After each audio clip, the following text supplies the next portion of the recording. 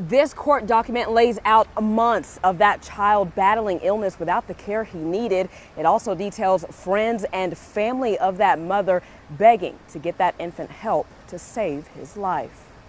Makes me feel like that little boy got ignored in a bassinet by the one person that was supposed to protect him. This woman, who didn't want to be identified, is connected to a Woodward mother's ex-boyfriend.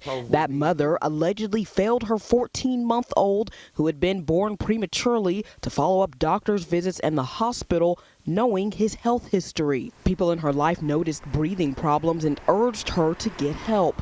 The doctor diagnosed the child with a cough and allergic rhinitis and possible exposure to COVID, but investigators say she never followed up after that. When I contacted the detective, my first question was, is there any way to validate whether or not these two children actually saw the doctor in the last 3 weeks, because there were supposedly twice. With concerns, that detective contacted the Department of Human Services and OSBI to look into the child's death. There had been enough texts and snaps to me the 30 days prior to this with concern about his medical condition and him not going. DHS says the mother lied about taking the infant to get medical attention, saying she didn't like hospitals. She also allegedly admitted to OSBI she believes the child would have lived if she had taken him, and called herself stupid and ignorant for not letting others take him to the hospital. At the time of the child's death, a minor was babysitting the two young children when they noticed the infant wasn't breathing. When the infant arrived at Alliance Health Woodward, medical staff tried reviving him,